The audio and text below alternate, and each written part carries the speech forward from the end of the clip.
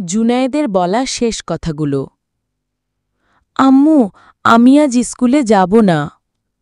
7 বছর বয়সী জুনায়েদের কথা শুনে মা ধমকে বললেন, একদম না যাওয়ার বায়না ধরবে না জুনায়েদ, যেতে হবে, চলো রেডি হও। মা, ভালো লাগছে না আমার, কাল থেকে যাই। না বাবা, এখনই যেতে হবে, স্কুল থেকে আসার পর তোমাকে নিয়ে ঘুরতে যাব, কেমন?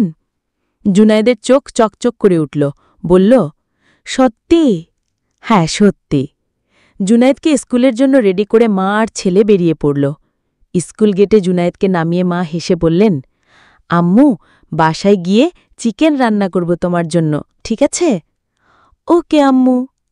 জুনায়েদের মা রান্না করছিল। হঠাৎ নিউজ পেল জুনায়েদের স্কুলে বিমান ক্র্যাশ করেছে। হাত থেকে চিকেনের পাতিলটা পড়ে গেল। কাঁপা কাঁপা হাতে জুনায়েদের বাবাকে কল দিল। তারপর ছুটে বেরুল ছেলেকে খুঁজতে। জুনায়েদ, ঠিক আছে তো?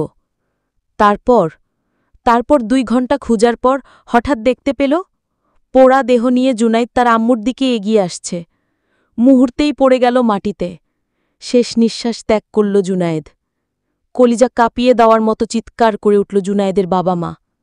মা কান্না করতে করতে বললেন, আমার বাজানে না করছিল আম্মু, আজ আমি স্কুলে যাব না, আমি জোর করে পাঠিয়েছি।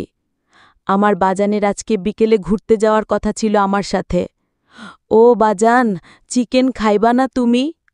আব্বা, আমারে নিঃস্ব করে তুমি কই চলে গেলা আব্বা? Milestone college, Dhaka Uttara, 21 July 2025। ইতিহাসের কালো অধ্যায়।